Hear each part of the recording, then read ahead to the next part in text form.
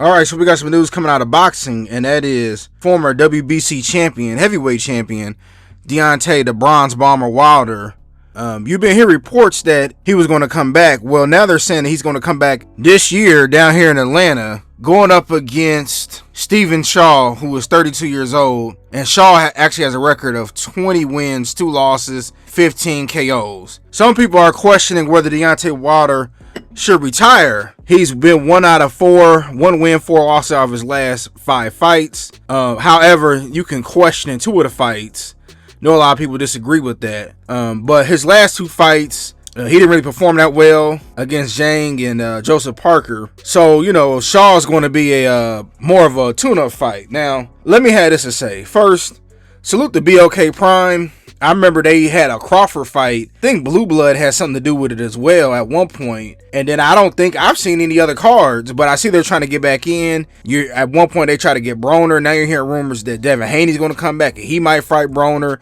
Deontay the Bronze Bomber Wilder is going to be on there. So shout out to them for just giving an extra platform. And let me have this to say, right? Yeah, Wilder's 39. And I had people in my last video, I said he needs a couple of tune-ups. But the thing about heavyweights is a lot of them are fighting older, right? When Wilder fought Ortiz was in his 40s. Now, I think he was like, 41, 42, allegedly. Because, a lot of times they be lying and they be a little bit older. But I believe he fought Ortiz in his 40s. And you'll just see it. Jang was in his 40s. Klitschko was in his 40s when he fought Joshua. So it can happen, right? What Wilder needs to do is, since he's coming off of a layup, I hope he gets some rounds under his belt, honestly. Because just like I said, with me making videos, if I take a couple of days off, it's hard for me to get back in the groove.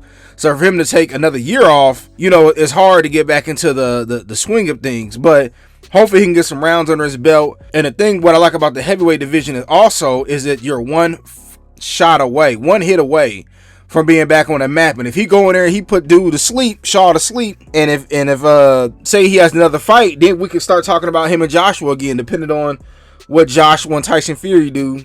Since rumors that they're going to fight this year, more than likely at Wembley Stadium. Now, if Wilder goes in there and he doesn't lose, he loses, then hey, it may be time for Champ to hang it up. You have nothing else to prove, but I can understand as a competitor, you still got that fire in you and you want to leave on a good note. Even Malik Shaw said that this is like these next coming fights are make or break for Wilder. If he wins, he keeps going. If he loses, it may be time to hang the gloves up. But Wilder has said that he had lost the drive in him, the hunger against Parker and Zhang, and that he was going to come back better than ever. So we'll have to see. Hopefully Malik Scott is able to go in there and make corrections for Wilder from his last 2 fights. And Wilder can go back in there and pick up where he left off. But either way, it's good to see that he's back. It's good to see that these fighters that's under PBC, and I'm sure he's still in contract with Al, is able to fight on other networks. Like, if Wilder wins, hopefully Wilder fights 2 to 3 more times this year.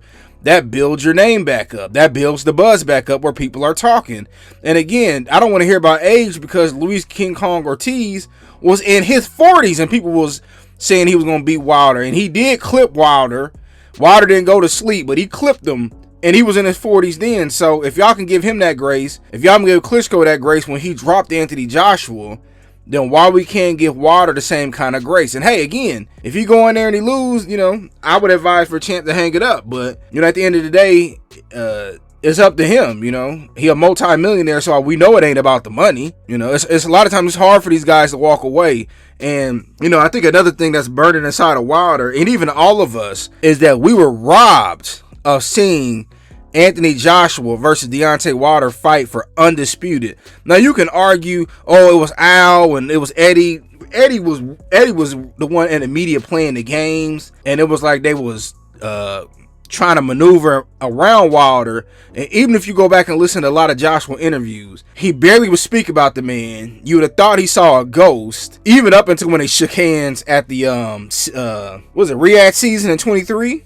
When he fought against Parker, he even said back then, if you listen to the audio, listen to some interviews, he said, if I fight Wilder in 2022, 23, 24, so be it, but I'm going to put myself in the best position to win. And unfortunately, we were robbed of that fight. Now look, if Joshua would have went in and beat Wilder, it would have been what it was. I would have had to do nothing but tip my hat off and salute to him. But I don't think that was going to happen, and I think that Eddie and his team knew that. And even Joshua was saying, "Hey man, I'm still learning. But you got 3 out of the 4 belts at heavyweight. But I know I'm going on a rant about this, but it's good to see. Like I said, these fighters are active, and we need more diversity when it comes to these networks, right? Top Rank don't put on, ESPN don't put on that many fights no more. Showtime went out of business for boxing. HBO went out of business for boxing. Amazon only putting on a handful of cards, and they don't have no guaranteed money. So I don't care what these fighters fight, man. We just need to see them fight. But I just want to get my quick thoughts about the Wilder coming back. Do y'all agree, disagree? Tell me what y'all think.